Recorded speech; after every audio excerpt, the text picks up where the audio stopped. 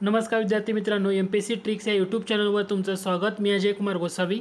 आज आपण 2022 या वर्षामध्ये होणाऱ्या सर्व स्पर्धा परीक्षेसाठी उपयुक्त असणारे प्रश्नोत्तरे पाहणार आहोत. त्या प्रश्नोत्तराला सुरुवात करणार आहोत, पण ते सुरुवात करण्याअगोदर एक महत्त्वाची रिमाइंडर, ती म्हणजे चालू घडामोडीचे महत्त्वाचे कोर्सेस हे आपण अपलोड केलेले आहेत. जसं चालू घडामोडी जानेवारी फेब्रुवारी या अगोदर 2021 मधल्या घडामोडी, टेस्ट सिरीज किंवा इतर वेगवेगळे कोर्सेस हे आपल्याला अँड्रॉइड ॲपवर तुम्हाला पाहायला मिळतील. त्या ठिकाणी तुम्ही ते जाऊन घेऊ शकता. 1 वर्षासाठीची मुदत आहे तुम्हाला, म्हणजे एकदा करंट अफेअरचा एक कोर्स बाय केला तर पुढचे 1 वर्ष तुम्हाला तो कोर्स त्या ठिकाणी अवेलेबल होऊन जाईल. तर 2022 मधला जानेवारी 2022 फेब्रुवारी 2022चा कोर्स ऑलरेडी लॉन्च झालेला आहे. मार्च एप्रिल इथून पुढचे जे कोर्स आहेत तर ते लवकरच त्याच्यामध्ये अपलोड होतील. कारण येणाऱ्या राज्यसेवा असू द्या, कंबाईन असू द्या, सर्व स्पर्धा परीक्षेसाठी तुम्हाला याचा नक्की उपयोग होईल. प्रश्नोत्तराच्या स्वरूपामध्ये सविस्तर विश्लेषण तुम्हाला त्या ठिकाणी पाहायला मिळेल. तर डिस्क्रिप्शन बॉक्समध्ये आपले अँड्रॉइड ॲप आहे, त्याची लिंक आहे, ती तुम्ही डाउनलोड करू शकता. आणि अँड्रॉइड ॲप डाउनलोड केल्यानंतर स्टोर या सेक्शनमध्ये जाऊन STORE स्टोर या सेक्शनमध्ये जाऊन तुम्हाला ते सगळे वेगवेगळे कोर्सेस अवेलेबल होतील. तर अँड्रॉइड ॲप नक्की डाउनलोड करा आणि तुमच्या मित्रांना शेअर करा. ओके. गेलेल्या एकमेव महिला सदस्य कोण? बॉम्बे प्रांतातून गेलेल्या एकमेव महिला सदस्य कोण असं विचारलंय. दुर्गाबाई देशमुख, हंसा मेहता, राजकुमारी अमृत कौर आणि मालती चौधरी. याचं करेक्ट आन्सर येतं ते म्हणजे हंसा मेहता. मग तुम्ही म्हणाल दुर्गाबाई देशमुख हे असायला पाहिजेत. नाही, दुर्गाबाई देशमुख ह्या मद्रास प्रांतातून गेल्या होत्या. कोणत्या प्रांतातून? मद्रास प्रांतातून. दुर्गाबाई देशमुख म्हणजे कोण? जे CD देशमुख आहेत, CD देशमुख त्यांच्या त्या पत्नी होत्या. तर इथं तुम्हाला हा घटक लक्षात घ्या, महत्वाचा आहे. ठीक आहे. पुढचा प्रश्न आहे, सरनाम्यातील खालीलपैकी शब्दांचा योग्य क्रम कोणता? सरनाम्यातील शब्द योग्य क्रम तुम्हाला देताना सार्वभौम, समाजवादी, लोकशाही, धर्मनिरपेक्ष आणि गणराज्य असं दिलेलं आहे. तर याचा क्रम काय योग्य आहे तुम्ही थोडंसं विचार करा. सार्वभौम, समाजवादी, धर्मनिरपेक्ष, लोकशाही आणि गणराज्य असं आहे. म्हणजे सार्वभौम, समाजवादी, धर्मनिरपेक्ष, लोकशाही आणि गणराज्य. म्हणजे पर्याय क्रमांक 4 हे तुमचं करेक्ट आन्सर आहे की सरनाम्यामधील असणारा शब्द. ओके. सरनामा हे राज्यघटनेचं ओळखपत्र आहे असं कोण म्हणालं? सरनामा राज्यघटनेचं ओळखपत्र आहे असं कोण म्हणालं? तर नाना पालखीवाला यांनी म्हटले सरनामा राज्यघटनेचं काय आहे? ओळखपत्र आहे असं कोण म्हणाले? नाना पालखीवाला. तेही तुम्ही त्या ठिकाणी लक्षात घ्या. ठीक आहे. त्यानंतर पुढचा प्रश्न आहे, 1 जानेवारी ते 31 डिसेंबर असं आर्थिक वर्ष खालीलपैकी कोणत्या राज्यानं पहिल्यांदा स्वीकारलं? की 1 जानेवारी ते 31 डिसेंबर आर्थिक वर्ष पहिल्यांदा कोणत्या राज्यानं स्वीकारलं? तर तुम्ही ऑप्शन जर बघितले तर तुम्हाला करेक्ट आन्सर कळेल, मध्य प्रदेश. मध्य प्रदेश या राज्यानं 1 जानेवारी ते 31 डिसेंबर असं आर्थिक वर्ष पहिल्यांदा स्वीकारलेलं होतं. पुढचा प्रश्न आहे, 2011च्या जनगणनेबाबतीमध्ये तुम्हाला 3 विधानं दिलीत आणि म्हटले कोणतं विधान योग्य आहे ते ओळखा. जनगणना आयुक्त डॉक्टर C चंद्रमौली होते, बरोबर आहे. जनगणनेसाठी 16 भाषांमध्ये माहितीचं शेड्यूल तयार करण्यात आलं होतं त्या जनगणनेसाठी, ते सुद्धा बरोबर आहे. जनगणनेचे घोषवाक्य आवर सेन्सेस आवर ड्रीम होतं. तर इथं तुमचं विधान चुकीचं ठरतं. याचं घोषवाक्य काय होतं? आवर सेन्सेस तर होतं पण आवर ड्रीम नाही.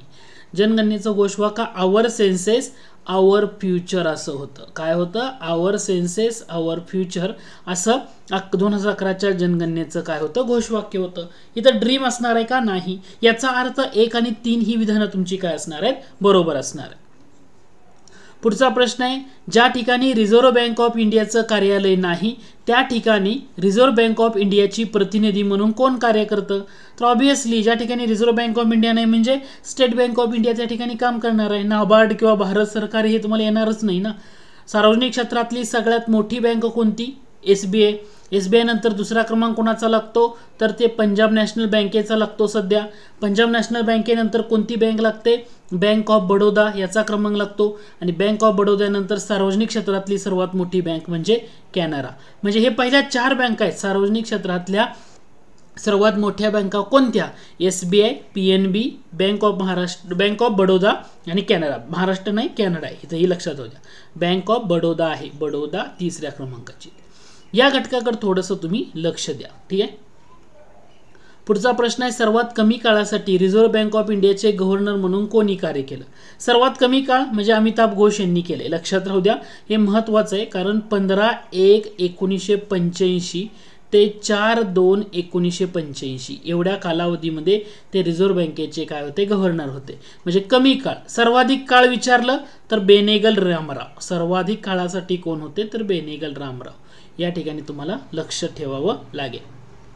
पुढचा प्रश्न आहे, जीएसटी विधेयक संमत करणारं पहिलं राज्य आणि 16वं राज्य कोणतं? जीएसटी विधेयक संमत करणारं पहिलं राज्य आसाम, 16वं राज्य म्हणजे ओडिसा, महाराष्ट्र विचारलं तर 10वं जीएसटी विधेयक त्याच्याबद्दलचं ते विधान. पुढचा प्रश्न आहे, केंद्रीय स्तरावर 1983 मध्ये सर्वप्रथम कोणत्या विभागासाठी शून्याधारित अर्थसंकल्पाची पद्धत वापरण्यात आली? म्हणजे कोणता विभाग होता? कृषी होता का, संरक्षण होता का, वाणिज्य? हिचं करेक्ट आन्सर आहे विज्ञान तंत्रज्ञान विभाग. केंद्रीय स्तरावर 1983 मध्ये सर्वप्रथम विज्ञान तंत्रज्ञान विभागासाठी शून्याधारित अर्थसंकल्पाची पद्धत वापरण्यात आली. मग ही शून्याधारित अर्थसंकल्प म्हणजे पीटर पिहर, ठीक आहे, पीटर पिहर यांची ही संकल्पना. त्या व्यक्तीचं नाव तुम्हाला या ठिकाणी लक्षात ठेवणं गरजेचं आहे. शून्याधारित अर्थसंकल्प म्हटलं तर महत्वाची मुद्दे. दुसरा महत्वाचा घटक म्हटलं, कोणत्या राज्यानं पहिल्यांदा याचा वापर केला? महाराष्ट्र. कोणत्या वर्षी केला? 1986 मध्ये. त्यावेळी महाराष्ट्राचे मुख्यमंत्री कोण होते? शंकरराव चव्हाण होते. शंकरराव चव्हाण महाराष्ट्राचे मुख्यमंत्री होते, म्हणजे चीफ मिनिस्टर होते यांच्या कार्यकाळात. तेव्हा महाराष्ट्राचे अर्थमंत्री कोण होते? अर्थमंत्री तर ते होते सुशील कुमार शिंदे. त्यावेळी महाराष्ट्राचे अर्थमंत्री होते सुशील कुमार शिंदे. आणि अर्थ राज्यमंत्री विचारलं तर श्रीकांत जिचकर. हे तुम्हाला लक्षात घ्या, ठीक आहे. पुढचा प्रश्न आहे, कोणता देश कोळशापासून वीज निर्मिती करणारा पहिला अरबी देश ठरला? कोळशापासून वीज निर्मिती संयुक्त अरब अमिरात म्हणजे UAE हा देश ठरलेला होता. दुबईमध्ये जवळपास 600 मेगावॅट क्षमतेचा औष्णिक वीज विद्युत प्रकल्प उभारण्यात आला आणि तो पहिला अरबी देश ठरला की ज्यांनी कोळशापासून वीज निर्मिती केली. कोळशापासून वीज निर्मिती, ठीक आहे. पुढचा प्रश्न आहे, खालीलपैकी कोणता विषय राज्यसूचीमध्ये आहे? राज्यसूचीमध्ये कोणता विषय आहे? आर्थिक आणि सामाजिक नियोजन, लोकसंख्या नियंत्रण, त्या ठिकाणी पुस्तके आणि वृत्तपत्रे. राज्यसूचीमध्ये कोणता विषय आहे? राज्यसूचीमध्ये कोणताही विषय येतो का? तुम्ही विचार करणार, राज्यसूचीमध्ये एकही विषय यामधला येणार नाही. वरीलपैकी कोणताही विषय राज्यसूचीमध्ये नाही हे लक्षात ठेवा. समवर्ती सूचीमध्ये पाहायला मिळतात, कंकरंट लिस्टमध्ये, ठीक आहे. समवर्ती सूची, कंकरंट लिस्ट. भारतानं कोणत्या देशाकडनं समवर्ती सूचीची कन्सेप्ट घेतली? तर तो होता ऑस्ट्रेलिया. भारतानं ऑस्ट्रेलियाकडनं समवर्ती सूचीची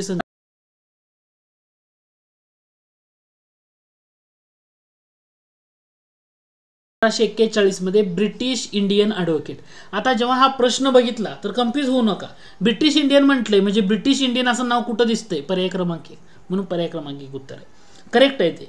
ब्रिटिश इंडियन ॲडव्होकेट हे वृत्तपत्र जे विल्यम ॲडम यांनी सुरू केलं, कारण ब्रिटिश इंडिया सोसायटीची स्थापना ही त्यांनीच केली. कारण यातली लंडन इंडियन सोसायटी म्हटलं की 1865ला दादाबाई नौरोजी आणि उमेशचंद्र बॅनर्जी होते. कारण अध्यक्ष म्हणून जर तुम्ही या संस्थेमध्ये बघितलं तर ते होते दादाभाई नौरोजी. आणि सचिव म्हणून बघितलं तर तुम्हाला उमेशचंद्र बॅनर्जी बघायला मिळतात, जे राष्ट्रीय काँग्रेसचे पहिले अध्यक्ष म्हणतो. मग याचंच रूपांतर पुढं ईस्ट इंडिया असोसिएशन मध्ये झालेलं होतं. इंडियन सोसायटी म्हटलं तर तुम्हाला 1872 मध्ये स्थापन झाली होती. आनंद मोहन बोस यांचं नाव या ठिकाणी लक्षात घेणं गरजेचं आहे. आनंद मोहन बोस जेव्हा केम्ब्रिज विद्यापीठामध्ये शिकत होते तेव्हा केम्ब्रिज विद्यापीठामध्ये शिकत असताना त्यांनी ही संस्था स्थापन केली, कॅम्ब्रिज विद्यापीठ. यामध्ये तुम्हाला त्या ठिकाणी थोडंसं लक्ष देणं गरजेचं आहे. ओके. नॅशनल इंडियन सोसायटी म्हटले आणखी एक येते जी मेरी कार्पेंटरची. ठीक आहे, याचा अर्थ पर्याय क्रमांक 1 हे तुमचं करेक्ट आन्सर आहे. ओके, आय होप हे क्लिअर झालं असेल. पुढचा प्रश्न आहे, खालीलपैकी कोणत्या विषाणूंच्या लक्षणामुळे त्वचा व डोळे पिवळे दिसतात, त्यामुळे त्या स्थितीला पिवळा कावीळ म्हणतात? पिवळा कावीळ म्हणजे hepatitis A, B, C, D असं दिले, तर ह्याचं करेक्ट आन्सर आहे हिपॅटायटिस A. हिपॅटायटिस A म्हटलं पिवळा कावीळ, हिपॅटायटिस B म्हटलं पांढरा कावीळ. हे लक्षात ठेवा, पिवळा कावीळ आणि पांढरा कावीळ. ओके, हिपॅटायटिस A आणि हिपॅटायटिस B हे तुमचं काय होतं यामध्ये करेक्ट आन्सर येतं, हे इथं लक्षात घ्या. आता ह्याचं किती प्रकार पडतात? A, B, C, D आणि E सुद्धा प्रकार आहे. ओके, याच्यामध्ये C आणि E आहे ना, याला लस आहे का? लस उपलब्ध नाही, हे तर तुम्हाला लक्षात ठेवणं गरजेचं आहे. ठीक आहे. पुढचा प्रश्न आहे, पुरुषामध्ये देहवस्तुमान निर्देशांक म्हणजे BMI, बॉडी मास इंडेक्स म्हणतो. ठीक आहे, डॅश डॅश किंवा जास्त असल्यास, तसेच स्त्रियांमध्ये देहवस्तुमान निर्देशांक कितीपेक्षा जास्त असल्यास अतिलठ्ठपणा समजला जातो. जर पुरुषामध्ये जर बॉडी मास इंडेक्स बघितलं, पुरुषामध्ये बॉडी मास इंडेक्स बघितलं तर पुरुषांसाठी किती असणार आहे 30 आणि स्त्रियांसाठी किती असणार आहे तर स्त्रियांसाठी असणार आहे 28.6. याच्यापेक्षा जर जास्त बॉडी मास इंडेक्स असेल तर ती व्यक्ती लठ्ठ म्हणली जाते. तुम्हाला पुरुषांचा पहिल्यांदा बघायचा ना, म्हणजे 30 आहे. ओके, स्त्रियांचा 28.6 म्हणजे 2 नंबरला 28.6. पर्याय क्रमांक 2 हे तुमचं करेक्ट आन्सर आहे. मग हा बॉडी मास इंडेक्स काढतात तरी कसा, हे तर लक्षात यायला पाहिजे की बॉडी मास इंडेक्स म्हणतोय खरं, पण काढतात कसा. तर बॉडी मास इंडेक्स म्हणजे काय केलं जातं तर तुमचं वजन घेतलं जातं. वजन किती आहे ते किलोग्रॅममध्ये, वजन किलोग्रॅममध्ये भागिले काय केलं जातं उंचीचा वर्ग. ओके, उंचीचा वर्ग, उंची कशामध्ये मीटरमध्ये. ओके, त्याचा मीटरमध्ये, हे एवढं कन्सिडर केलं जातं आणि याच्यावरनं बॉडी मास इंडेक्स काढलेला जातो. तर बॉडी मास इंडेक्स जर पुरुषामध्ये 30 पेक्षा जास्त असेल तर तो व्यक्ती लठ, स्त्रियांमध्ये 28.6 पेक्षा जास्त असेल तर ती स्त्री लठ असं समजलं जातं. ठीक आहे. पुढचा प्रश्न आहे, एप्रिल 2000 ते सप्टेंबर 2016 भारतात झालेल्या एकूण FDI पैकी कोणते क्षेत्र अव्वल आहे. एप्रिल 2010 ते सप्टेंबर 2000, ओके, तुम्हाला दिले 16, मग कोणता असणार आहे. ऑब्विसली क्षेत्र म्हणजे सेवा क्षेत्र. सध्या कोणतं क्षेत्र वाढतंय, सेवा क्षेत्र वाढतंय.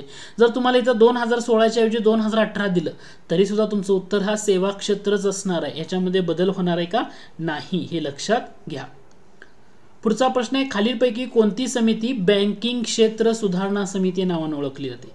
बँकिंग क्षेत्र सुधारणा समिती कोणती होती तर तुमची दुसऱ्या क्रमांकाची, म्हणजे नरसिंह समितीपैकीच ना, ही होती 91ची. आणि 91 ऑगस्ट 91ची जी समिती होती याला वित्तीय क्षेत्रातील सुधारणा समिती म्हटलं जायचं. पहिली जी समिती होती नरसिंह समिती, वित्तीय क्षेत्र सुधारणा समिती म्हणून ओळखलं जातं, वित्तीय क्षेत्र सुधारणा समिती. आणि दुसरी जी समिती आहे म्हणजे नरसिंह 2 ही बँकिंग क्षेत्रातली सुधारणा समिती 97-98ची. हे दोन घटकामध्ये कन्फ्युजन होऊ द्यायचं नाही. वित्तीय क्षेत्र म्हटलं पहिली, 97-98ची दुसरी समिती आहे नरसिंह समिती, ती बँकिंग क्षेत्रातील सुधारणा समिती. म्हणून पर्याय क्रमांक 4 हे तुमचं. निर्यात प्रक्रिया क्षेत्र खालीलपैकी कोणत्या ठिकाणी निर्माण करण्यात आला. भारतातला दुसरा विचारले, पहिला कुठं 1965 काढला, ते उत्तर असणार आहे का. तुम्हाला दुसरा विचारले सांताक्रूज महाराष्ट्र, 1973ला दुसरा निर्यात प्रक्रिया क्षेत्र. म्हणजे निर्यात प्रक्रिया क्षेत्र म्हणजे काय EPZ. EPZ म्हणजे काय export processing zone, export processing zone. संपलं. कोणत्या ठिकाणी झाला. जर तुम्हाला यामध्ये आणखी असं विचारलं असतं की भारतातला सार्वजनिक क्षेत्रामध्ये म्हणण्यापेक्षा खाजगी क्षेत्रामधला पहिला EPZ कोणतं असं विचारलं असं, काही विचारतील तुम्हाला तर तिथं लक्षात ठेवता सुरत येतो. सुरत, खाजगी क्षेत्र म्हटलं की सुरत. ठीक आहे.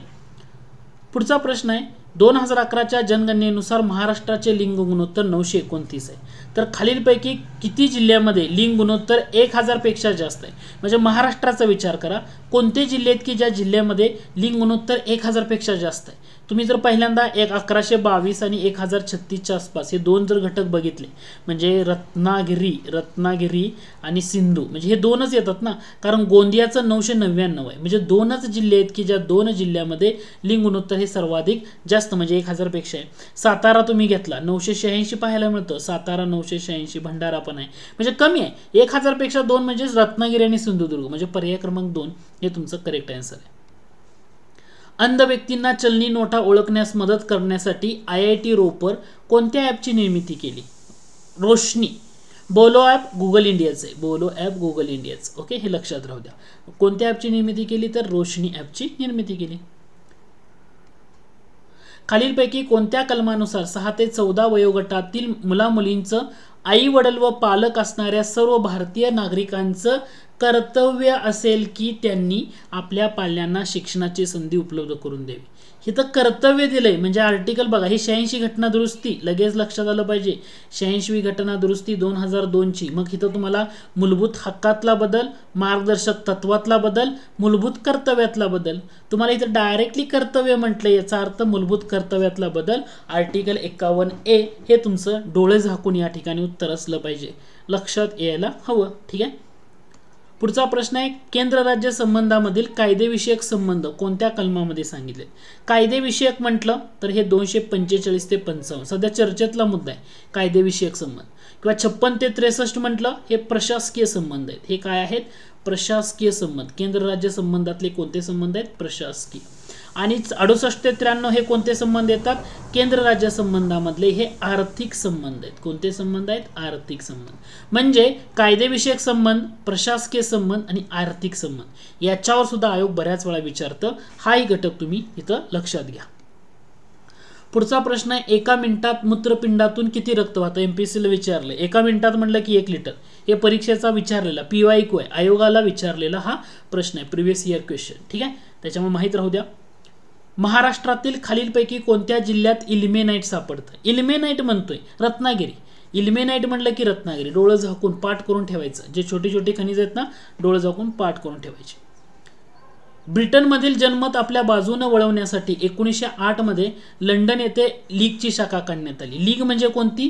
मुस्लिम लीगची शाखा काढण्यात आली. लंडनला मुस्लिम लीगची शाखा काढण्यात आली ब्रिटनमधलं जनमत आपल्या बाजूने वळवण्यासाठी 1908 ला. ठीक आहे, मग याचे अध्यक्ष कोण होते? तर याचे अध्यक्ष नाव लक्षात ठेवा, हे वेगळा घटक आहे आणि तुम्हाला IMP आहे, स्क्रीनशॉट घेऊन ठेवा. सईद अमीर अली. सईद अमीर अली यांनी हे अध्यक्ष होते. म्हणजे मुस्लिम लीगची शाखा ही जी लंडनमध्ये 1908 ला निघाली त्याचे अध्यक्ष होते सईद अमीर अली. हे इथं महत्वाचं आहे. ठीक आहे, पुढचा प्रश्न आहे, पृथ्वीच्या गुरुत्वबलाच्या प्रभावातून बाहेर पडण्यासाठी एखाद्या प्रक्षेपकाची गती कमीत कमी डॅश डॅश किलोमीटर प्रति सेकंद असणं आवश्यक आहे. आता हे म्हणजे काय आहे? एखाद्या प्रभावातून बाहेर पडणं म्हणजे त्याला मुक्तिवेग असं मराठीमध्ये म्हटलं जातं. मुक्तिवेग किंवा इंग्रजीमध्ये त्याला असं म्हटलं जातं एस्केप व्हेलॉसिटी. मग एस्केप व्हेलॉसिटी म्हटल्या तुम्हाला लगेच लक्षात आलं पाहिजे 11.2. 11.2 म्हणजे इथं तुमचं 11.2 कुठे आहे? पर्याय क्रमांक 1 मध्ये करेक्ट आन्सर ते असणार आहे. पुढचा प्रश्न आहे, घरगुती सिलेंडरची वायू गळती समजण्यासाठी तसंच होणारा अपघात टाळण्यासाठी कोणत्या नावाचं तीव्र वासाचं संयुक्त त्यामध्ये मिसळलेलं असतं? काय मिसळलेलं असतं की त्याच्यामुळे वास? तर ते मिथिल मरकॅप्टन असतं. काय असतं? मिथिल मरकॅप्टन. कारण हे म्हणजे काय असतं? हे जे इथिलीन आहे आणि हायड्रोजन सल्फाइड आहे यांच्यामध्ये रासायनिक अभिक्रिया होऊन तयार होतं इथिल मरकॅप्टन आणि हे त्यामध्ये मिसळलेलं असतं. मग प्रश्न असा विचारला, घरगुती सिलेंडरमध्ये कोणतं इंधन म्हणून वायू वापरला जातो?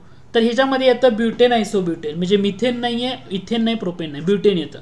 कारण हे वासहीन असतं आणि रंगहीन असतं. आता लक्षात येतंय का? जो घरगुती सिलेंडरमध्ये वासहीन आणि रंगहीन असणारा ब्युटेन आहे. ठीक आहे, आणि याच्यामुळे त्यामध्ये कोणतं इंधन मिसळतात की जो वास यावा. समजा वायू गळती झाली तर समजतं की बाबा वास येतोय म्हणजे वायू कुठं लीक होतोय, तर हे इथिल मरकॅप्टन असतं. हे तुम्हाला या ठिकाणी समजणं गरजेचं आहे. हे थोडंसं महत्त्वाचा घटक आहे. परीक्षेला वारंवार या मुद्द्यावर पण आयोगानं विचारलंय. तुम्ही सुद्धा तिथं थोडं